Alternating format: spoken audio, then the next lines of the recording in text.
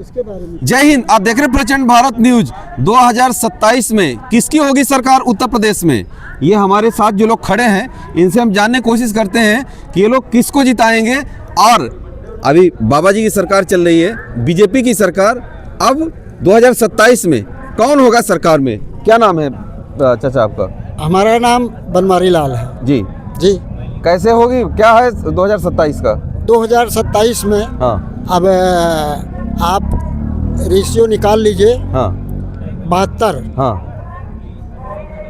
और 33 हाँ। में कितना डिफरेंस है। और इस बार 1-3 हटने का चांस है, हाँ। जुड़ने का नहीं। जुड़ने का नहीं? नहीं। कैसे? तो अब कैसे आप बाबा जी, बीजेपी, हम बाबा- योगी जी। हाँ बाबा और दीदी की बात नहीं कर रहे हैं, हाँ ठीक है। हाँ हम बात कर रहे हैं स्थितियों की। हाँ जिस ओर लोगों का रुझान है, हाँ पब्लिक जो निर्णय लेने के लिए तैयार है, हाँ। हम उसकी बात कर रहे हैं। हम घूमने टहलने वाले जनता के बीच में हाँ। पिछले इलेक्शन में हाँ जब 33 सीट मिली हाँ बीजेपी को, हाँ 72 से हाँ। 33 पे आ गए। मात्र 1% वोट ट्रांसफर हुई है इनकी। आप देख लीजिए, 1% वोट ट्रांसफर होने यानी से, उसी को लेकर के आप कह रहे हैं? हाँ, ये हालत है जी। और अभी लोगों को जिनको कॉलोनी मिलनी चाहिए, हाँ उनको नहीं मिल रही है। जिनको किसान सम्मान निधि का पैसा मिलना चाहिए 6,000 साल हाँ का, हाँ नहीं मिल रहा है। हाँ। लेकिन आप 50,000 रुपया देंगे तो आपको कोई भी आदमी कॉलोनी ले लेगा। और कुछ लोगों को तो डबल तिबल कॉलोनियां मिल रही हैं। आप बड़ी बात कर रहे हैं। मोदी जी तो कहते हैं हर 2-4 महीने वो डालते रहते हैं 500 करोड़ 1000 करोड़ रुपए डालते रहते हैं किसान सम्मान निधि के नाम पर। और मोदी जी की सरकार कह रही है कि हम तो सबको घर दे रहे हैं, बना रहे हैं प्रधानमंत्री आवास वो योजना। बात ठीक है, मोदी जी जो कहें हाँ वो सुने या उनके लोग सुने, ठीक है। लेकिन सवाल ये है हाँ कि लोग अपने लोगों को बांट रहे हैं। हाँ।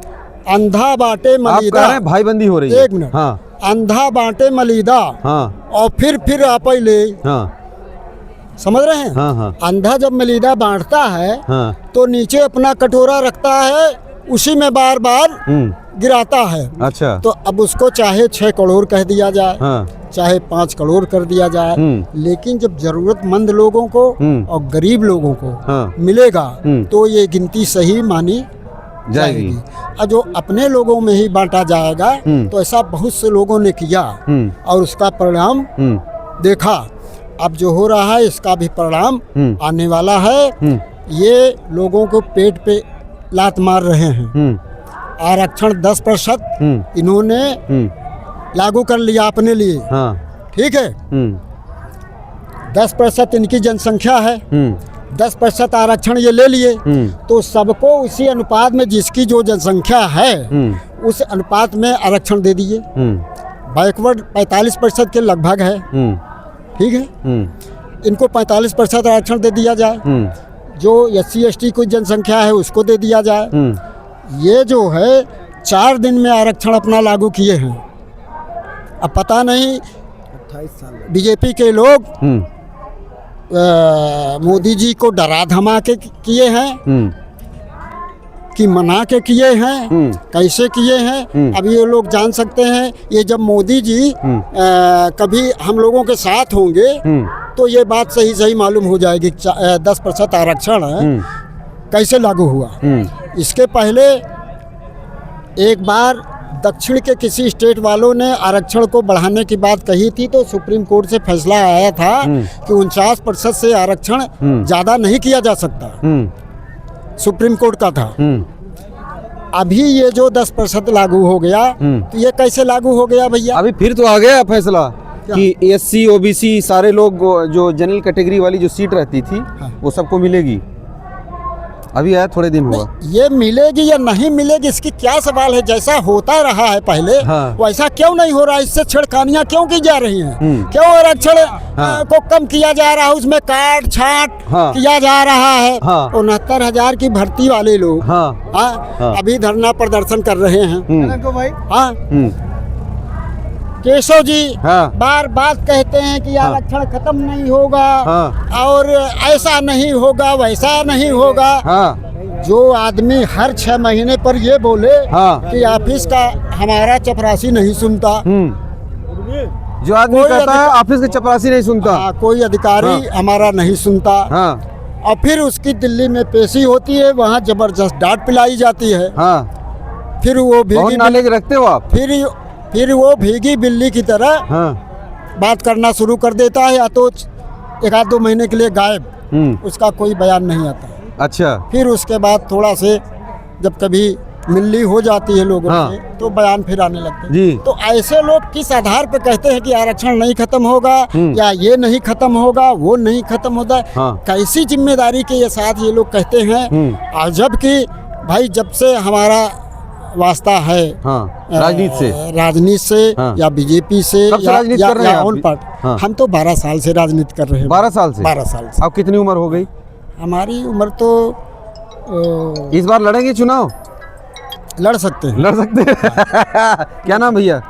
मैं दिलीप यादव, समाजवादी पार्टी महानगर सचिव हूँ। तो समाजवादी पार्टी कैसे आएगी सरकार इस बार? बिल्कुल आएगी। कैसे आएगी? पीडीए वाले तो बहन जी कह रही है, आजाद समाज पार्टी कह रही है। हम लोग जमीन पे बूथ पर काम करके वोट बढ़ा के SIR में इतना अभी भी गड़बड़ियाँ पाई गई। SIR में अभी भी गड़बड़ियाँ पाई गई, नाम काटे नहीं गए। नाम अभी जो 31 को लिस्ट आनी थी वो 6 तारीख को इसलिए की गई कि उसमें 100 लोगों का नाम बढ़ा दिया गया। ये मैं आरोप नहीं लगा रहा हूँ, मैं ये सिद्ध करके दूंगा, मैं आपको प्रमाण दूंगा।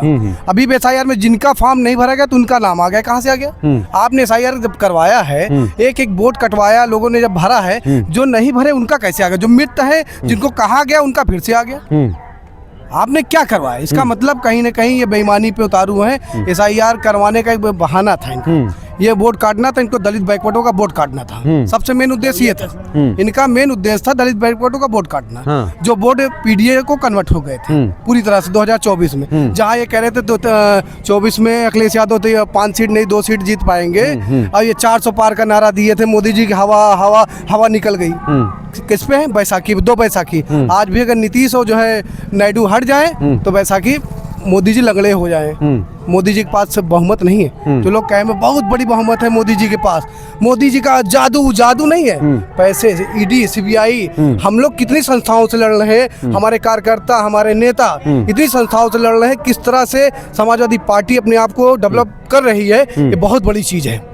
समझे? जिस तरह से पार्टी को तोड़ा, हमारे नेताओं के खिलाफ जबरदस्ती के एक मुकदमा, गुंडा एक्ट, कहीं कुछ, एक भी मुकदमा भाजपा वाले नहीं, इतने शुद्ध है, रेप करके आते हैं, जेल से छूट जाते हैं, कोई कार्रवाई नहीं। तो ठाकुर तो इस समय भाई तो ठाकुरों की सरकार है, ठाकुर तो बिल्कुल वो राजा बाबू है, जहाँ जो कर दे फ्री है, उसको कोई नहीं, एक भी उसके एक मुकदमा, इतने बड़े बड़े अपराधी हैं यूपी में। आप कहना चाहते भाईबंदी हो रही है? पूरा भाईबंदी, मैं गारंटी के साथ कह रहा हूँ। एक भी आप बता दीजिए पत्रकार है कि एक ठाकुर के खिलाफ कार्रवाई हो, आप बता दीजिए, आप बताइए, आप खुद पत्रकार हैं, बताइए किसी ठाकुर के खिलाफ तक कार्रवाई हुई?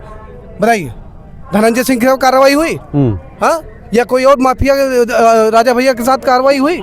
क्या दलित बैकवर्ड ही एक ऐसा अपराधी रह गया है पूरे यूपी में, उत्तर प्रदेश में? माफिया, अब लिस्ट उठा कर आप देख लीजिए, हमको लगा सैकड़ों की लिस्ट है माफियाओं की, लेकिन सब ठाकुर है। लेकिन एक भी ठाकुर के आप घर गिरवा दीजिए या एक एनकाउंटर हुआ बता दीजिए आप।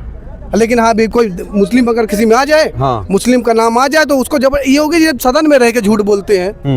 योगी जी सदन में रह के झूठ बोलते हैं कि वहाँ जब लखनऊ कांड हुआ था, कुछ दिन पहले देखे होंगे, जब बारिश हुई थी, पानी भर गया, जलभरा हो गया, तो उसमें सारे लोग थे, लेकिन एक यादव जो निर्दोष था उसका नाम लिए, एक मुसलमान, 2 ही नाम उसके मुंह पे आता है योगी जी के पास, तीसरा नाम तो जानते ही नहीं। योगी जी तो कह रहे हैं कि जितने भी चाहे जिस जाति के गुंडे हैं हम सबको ध्वस्त कर रहे हैं। अरे पहले अपनी जाति लोग समझा ले, बाकी लोग तो करवे करेंगे। काहे ठाकुर गुंडा नहीं है, अपराधी नहीं? मैं आप पत्रकार हूँ, मैं आपसे पूछ रहा हूँ, आप बताइए ना कि अगर यूपी में नहीं है माफिया, कौन माफिया ने? विजय, धनंजय सिंह है, कौन सिंह है, एक से बड़े बड़े माफिया पूर्वांचल वाले, क्यों नहीं इनका घर गिराया जा रहा है? क्यों नहीं इनको निस्तनाबूद किया जा रहा है? क्या दलित बैकवर्ड क्यों नहीं रह गया? क्यों नहीं किया जा रहा? आप जीरो की बात करते, आप जीरो केवल बाकी के लिए है, बाकी क्या हीरो है उनके लिए? तो इसका मतलब जाति के लोग हीरो केवल अपनी जाति को बढ़ाना चाह रहे हैं। एक छत्र राज, वो आज से 20 साल पहले जो था, 20 साल पहले यही था कि कोई इलाहाबाद यूनिवर्सिटी में कोई भी यूनिवर्सिटी में चुनाव नहीं लड़ पाता दलित बैकवर्ड। 20 साल पहले यही था। उसको नेताजी ने यहाँ तक पहुँचाया। 20 साल की नेताजी माननीय काशीराम जी की भी देन है, सबकी देन है, हमारे पुराने नेताओं की, जो यहाँ तक दलित बैकवर्ड आके खड़ा हुआ है। ये अभी मैंने आपको बताया ना 31 अच्छा इसीलिए हुआ क्योंकि नाम बढ़ाना था, हर लिस्ट में 100-150 नाम बढ़ाना था। अच्छा, बीएलए कह रहा है भैया हम क्या करें, वो तो लिख के बता मजबूर हो गया। कितने बीएलए मर गए यूपी में, क्या हुआ, कुछ नहीं हुआ, जबरदस्ती का, वो भी उसके बाद डेट बढ़ी। ये कंडीशन है। और हमारे साथ जनमानस पूरी तरह तैयार है जनमानस बिल्कुल, हर वर्ग का, मैं किसी जाति का नहीं कह रहा हूँ, लेकिन जो ये योगी जी बोलते हैं सदन में किसी जाति को लेकर, पहले वो अपनी जाति को सुधार लें, फिर दूसरी जाति के बारे में बोले। जी भैया क्या नाम है आपका? मैं सुधीर निषाद, महानगर सचिव समाजवादी पार्टी प्रयागराज। अच्छा, तो कैसे आएगी सरकार? आएगी सरकार 2027 में सरकार बननी तय है। सारे समाज के लोग इस समय पीटीए को ही देख रहे हैं, माननीय श्री अखिलेश यादव जी को देख रहे हैं। और जैसा कि ये सभी जानते हैं कि 2024 में जैसे कि हम लोग हाफ कर दिए हैं और 2027 में साफ होना तय है। हाँ, आप पीडीए की बात कर रहे हैं, पूरे पीडीए वाले तो सब निषाद राज के लोग, बीजेपी ने उनको सबको पकड़ रखा है। जो निषाद समाज के जो एक हमारे बैठे हैं, डॉक्टर संजय निषाद, वो जो है सभी जानते, निषाद समाज जान गए हैं कि वो खाली मलाई चक्कर में है। बाकी वहाँ उनको कोई सुनाई नहीं हो रहा है। और इस बार सारे निषाद लोग जितने हमारे समाज के हैं वो सब इस समय पीडीए के साथ में, माननीय राष्ट्रीय अखिलेश यादव जी के साथ में। जी, तो चलिए आप सब भी कमेंट करके अपनी राय जरूर दीजिएगा कि आप ये जो लोग बोल रहे हैं इन सब की ग्राउंड की हकीकत क्या है, और आप सब कमेंट करके अपनी राय जरूर दीजिएगा। जय हिंद।